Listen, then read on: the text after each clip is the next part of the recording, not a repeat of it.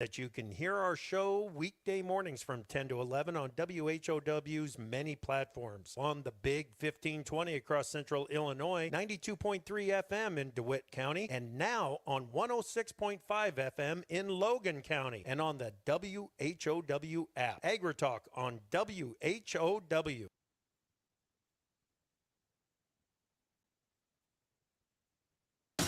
Your friend in Central Illinois. WHOW. Top of the morning. Thanks for being with us. I'm your host today, Seth Lawrence. The WHOW Morning Show streams to Facebook and YouTube. It's brought to you by Peterson Insurance, your Pekin Insurance agent in Clinton. My guest on the Zoom call today, Lincoln Mayor Tracy Welch. Good morning, Mr. Mayor. How are you today? I'm good, Seth. How are you? Doing well. Thanks for asking. Thanks for making time for us as always. It's good to catch up and find out what's happening in Lincoln. And, I feel like until this issue gets resolved, Mr. Mayor, this is probably going to be the lead of our conversations for some time here. And that is, of course, the continued fight for Logan Correction Center. What is the latest? What can you tell us? Well, as you probably know, there was a COGFA hearing that took place for the public here in Lincoln and Logan County, and that happened mid-month. So I thought it was a really good meeting. Unfortunately, I got back from vacation and was sick, so I wasn't able to attend. But my understanding is at that point, that was the deadline for that COGFA process and that recommendation process. So at this point, truth be told, we don't really know what that means. We don't know if that means the governor can proceed without a recommendation from COGFA. We don't know if they're going to schedule a future hearing. So I continue to touch base with our legislators in Springfield, Senator Sally Turner and Representative Bill Howder. There are connections to the state of Illinois, and keep our ear to the ground on the process. But in the meantime, I've been talking with the union, and we're going to keep pushing the message until they tell us yes, they're moving it, or no, they're not. Well, and I'm sure it just based off kind of conversations I've had with Sally in the last couple of weeks. It probably would, I would venture to guess, they're as maybe in the dark as you are. I mean, maybe they have a little insight here and there, but just the way things have played out before this, I have to imagine they're probably as curious about what's next as you are. Is that a fair assessment from what you've heard from them? Yeah, I think that's very fair. When I see them, like I saw Sally last night, we didn't really talk about this topic, but it's really going to take people digging into state statutes and having conversations to really figure out what this next step is. I'm hopeful that the governor and his team have seen that there's a lot of holes in their plans, if you want to call it a plan. But I think we've done a very good job, myself, my colleagues, the union, the public, in telling them why it's just a bad idea. We all agree that prison needs upgraded. We just don't agree that moving it up north is in the best interest of anybody, other than the people that are probably driving that decision based on politics. Yeah. To the COGFA hearing there, Mr. Mayor, what is just remind us what the COGFA process is, what you heard about that hearing, maybe how things went from folks that were there that you talked to. Can you fill us in on what all of that is all about? Yeah, COGFA is the Committee on Government Forecasting and Accountability. And when the state of Illinois decides or expresses an interest to close a facility, they have to go through the COGFA committee. And COGFA's responsibility, I'm not an expert on this, but from what I do know, their responsibility is to look at the recommendation that's been proposed for the closure and then gather information, hold public hearings, and determine if they think it's a good idea in the best interest of the state of Illinois or not. And so we've been working with that panel for quite a while. A lot of the conversations I've had, though, we did have a face-to-face several weeks ago with the governor's staff and with IDOC staff and the people that I'm working with locally, Sally and Bill and others, Emily Davenport from the county. Andrea Runge from our economic development organization. So we had a face-to-face sit down and we were very blunt about it. And that was in the very beginning. Then COGFA had another hearing in Springfield that we went through. And really, I didn't speak at that one. We observed. But if you go back and watch the video from the Lincoln public hearing, you'll hear much of what we heard at that same meeting. It was IDOC laying out their plan, again, if you call it a plan, and the union spoke at that COGFA hearing to say why. Now, the public hearings, there was one in Stateville, and then there was another one in Lincoln. And that's because those are the locations for the facilities, and they're required by statute to hold those hearings. Sure. So that's, in a nutshell, high level, that's kind of been the process that we ran through. But it was a lot to do, and I believe they only had 50 days to do it, which goes pretty quick when you're working a problem like this. So yeah. So to revisit, you really don't know what's next because that, like you said, that COGFA process has wrapped up, and you're kind of in the dark as to what's next in this whole thing. Then it sounds like. Yeah, and the interesting thing that's worth pointing out is the way it's supposed to work is that after the public hearings, the COGFA panel then convenes. They take a vote based on what they have as a recommendation, and then that gets sent to the governor's office for consideration. In this particular case, when the COGFA panel convened the day following the hearing down here in Lincoln, out of the 12-member panel, they only had 3 members present. So they could not even convene their meeting. Oh, wow. And they did not take a vote on record as to whether to close the facility in Lincoln or keep it here. Wow. So that's a lot of the confusion is there is no recommendation from COGFA. So how can they move forward if the process hasn't had an opportunity to work? Yeah, to be official even. Yeah, no doubt. Again, our guest, Lincoln Mayor Tracy Welch, on the Zoom call with us here for this morning. If you're watching on Facebook or YouTube or listening on the radio dial or World Wide Web, appreciate you joining us today. Mr. Mayor, from your perspective, do you feel like you're I hate to say it like this. Do you feel like you're shouting into the abyss a little bit? You know, where it's like you're saying all these things and you feel like you have valid points, but do you feel heard in this process? You know, that's a great question. I haven't been asked that through this process. I would say a lot of what I have mentioned in the past is I feel from the very beginning that we have not been given all of the details. We have to pick and pry to find answers to things that are very important. And if they had a solid plan, this should have all been laid out to at least try to answer the most important things. And they've done in my opinion, a terrible job of laying out the plan. And I feel like we're always behind them, like they're one step ahead. Truth be told, I think that they've known what they wanted to do from the very beginning. Yeah. And those of us that are putting up opposition for very good reason and cause, I hope they're listening, because this is a decision that impacts the lives of thousands and thousands of people. It's not just the communities that these places are in, but it's the inmates that are housed there. It's the employees that work there. It's the families and the loved ones. I mean, for instance, there's only 2 women's facilities in the state of Illinois, Lincoln and Decatur. Well, Lincoln is ideally located in the middle part of the state. If you have a person incarcerated in Lincoln, and that's your family and loved one, and you live in Southern Illinois, you're driving 2.5, 3 hours to get to Lincoln, spend the night, whatever. If they move that to Stateville, a family and loved one will probably look forward to about a 7-hour drive just to go north to see their loved one. So that's just one of many examples of why this is a terrible idea. I can hear the frustration in your voice. How frustrating is this? Very.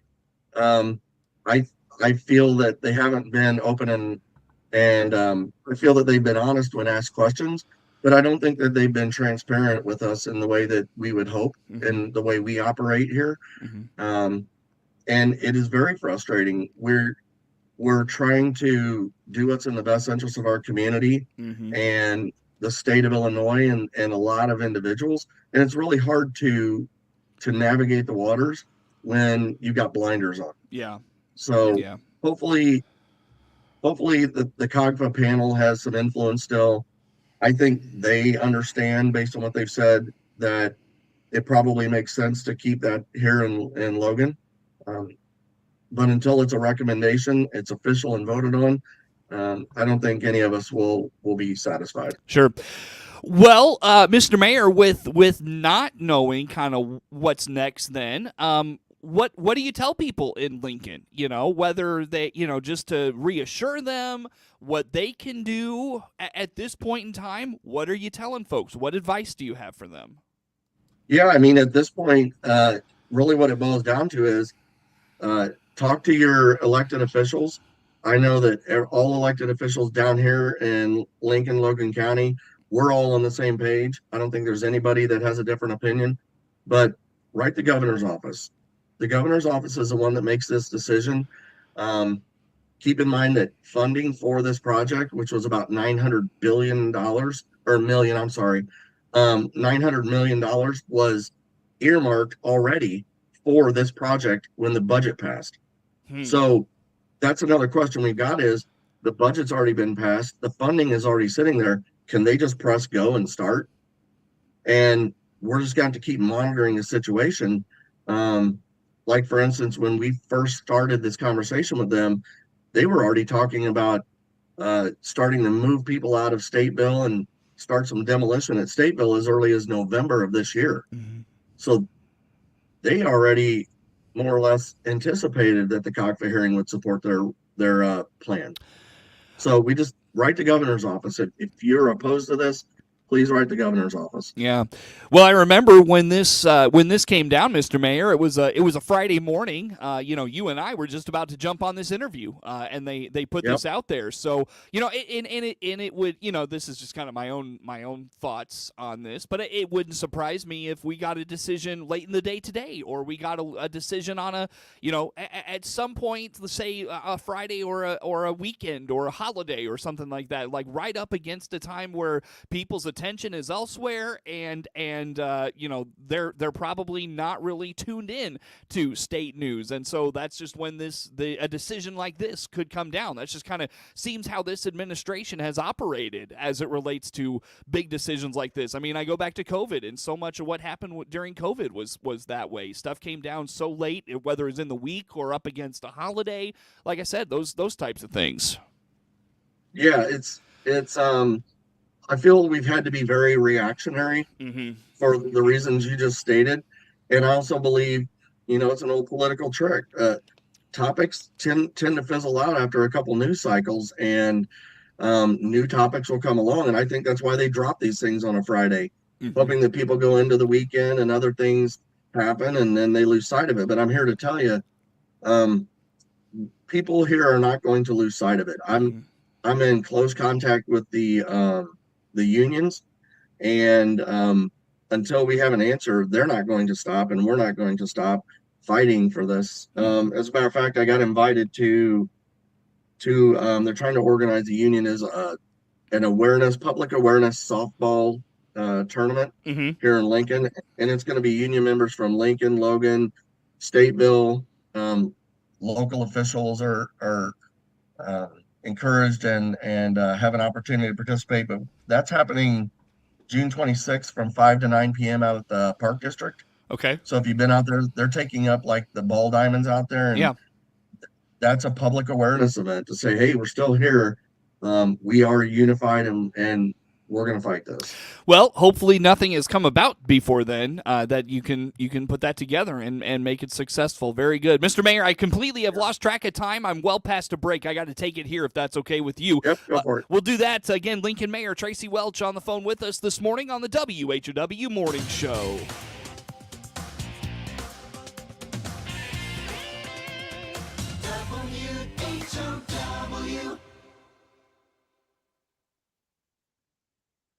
WHOW. It's no secret that employers are having a difficult time hiring qualified personnel, whether full or part-time. The Miller Media Group wants to help you, the employer, to find the candidates you're looking for. That's why we've created IllinoisJobPost.com. That's IllinoisJobPost.com. This website is part of a broad radio and internet employment campaign available through the Miller Media Group. Contact your account manager or email sales@randyradio.com for more information. IllinoisJobPost.com is where we put the power of radio and the internet to attract prospective candidates. Imagine if you could talk to your doctor like she was your best friend, knowing she truly listened and was invested in your care. I'm Dr. Janet Albers, a family medicine physician, and at SIU Medicine, that's exactly what we believe all our patients deserve from their doctor, a trusted confidant and guide. With the latest medical expertise and advanced technology, our medical team champions your healthcare like no one else can. With SIU Medicine, you'll always have an advocate and confidant on your healthcare journey. WHOW is Central Illinois' ag station, and that includes providing farmers information on how the commodity markets close each day and week. I'm Todd Gleason from Illinois Public Media, University of Illinois Extension, inviting you to hear the daily closing market report weekday afternoons at 5:06, and on Saturdays tune in for Commodity Week with a review of the week's markets at 8:30 in the morning, all on WHOW AM, FM, and streamed online. Scott Baum here from Baum Chevrolet Buick in Clinton. Search our big selection of pre-owned cars and trucks by clicking our icon at DeWittDailyNews.com. Dr. Bradley Grant here from Midstate Eye in Clinton. We've invested in the latest technology to allow our doctors to diagnose and treat a variety of conditions. Find out more or schedule an eye appointment by clicking on our icon at DeWittDailyNews.com. Your friend in Central Illinois, WHOW. Once again, a good morning. Thanks for being with us. I'm your host today, Seth Lawrence. The WHOW Morning Show streams to Facebook and YouTube, brought to you by Peterson Insurance, your Pekin Insurance agent in Clinton. Lincoln Mayor Tracy Welch on the phone with us, on the Zoom call, I should say, with us here for this morning. And again, Mr. Mayor, thanks for, by the way, doing the Zoom call. This is fun to have kind of a face-to-face interaction, if you will, and to catch up about all things in Lincoln. Mr. Mayor, a topic we have not touched on in some time, 5th Street in Lincoln. This is a project that's been long on the books and something that's needed upgraded, and sounds like there's some movement there. So what do we know? What can you tell us? Yeah, this is our 25-year project. Say that with a little sense of humor, but the more you say the 25-year project, it's going to become the 30-year project before too long here. Oh, well, let's hope that the tail end of that project means that the project's getting done, right? Right. Now, for those that aren't aware, this project started a long time ago, long before I came along, was on the council as a mayor. And this was to address our 5th Street corridor here in our community. And there's industrial places out there. There's residential. It's expanding. It goes out into other communities within the county. Mm-hmm. And the scope of the project was quite simply to widen the road. There was things like bike paths, turn lanes. It's just a major improvement to that road. And over the years, as councils change and mayors change, this priority has changed for this event, this project. And so this project finally got some traction over the last maybe 5 years. Got some parcels wrapped up that we needed to acquire to widen the road out. At some point, it became a numbers issue as far as money goes. And so we're not necessarily going to be widening that road out as far as we thought. The bike path, there will still be a dirt place for that if we expand on it later, but it's been taken out of scope. And the cost of materials continues to rise. When I came on the council, this project was like a $2.5 million project. And what you're talking about, Seth, is and I mentioned this, we this week put on our voting agenda for next week to issue $6 million in general obligation bonds to pay for this project, which is a good sign because we've got everything wrapped up. Now we're getting funding. If we get on IDOT schedule, we could see shovels in the ground as early as spring. And that's that's a huge, huge milestone for this project. Yeah. Now, was it simply just cost rising, Mr. Mayor, that really kind of caused the scale back of the scope of this project? What happened that we went from this real nice, elaborate plan that was going to just meet all the needs and maybe even exceed them in ways to now we're really just kind of, it feels like we're just down to bare bones addressing the very basics of the needs of that road. What happened there? Yeah, it's nothing that I've been a part of, and I don't like pointing fingers because we're all working together here, but I just don't think that this has been a priority for past administrations. And when I came on, I have spent my entire administration as acting mayor and mayor wrapping up a lot of loose ends that have been kind of hanging out there for a while, and this is one of them. Mm-hmm. But to your point, back then, to widen that road out required a lot of parcel acquisition on both sides of the road. Yeah. Mm-hmm. And that process, it was cumbersome. It was long. You had to talk with dozens of people. Mm-hmm. And when you got that scope of work and then it isn't the highest of priority, things tend to drag along. And so once we got parcel acquisition done and we got very close here in the last couple of years, we started to realize, hey, the cost of materials is going up. That's everywhere. The cost of materials is going up. Mm-hmm. And so that was it. Some things took longer than they should have. And as a result, there's just been things that have happened in the nation, in the world, and even local that have drove costs up. And so time and money. Yep. So, Yep. Well, yeah. Mr. Mayor, I hate to do this to you. I got to let us go for today, but at least we're moving along. Okay. I'm moving along with that project. What's the best way for folks Yep. to learn about all things Lincoln, Illinois? Go to the City of Lincoln Facebook page Mhm. or go to lincolnil.gov. And we also have a pretty good tourism program down here that promotes everything that's happening. And their website is destinationlogancountyil.com. Mr. Mayor, thanks as always for your time, sir. Good to talk to you. That's Lincoln Mayor Tracy Welch on the phone on the Zoom call with us this morning. Network News on the way.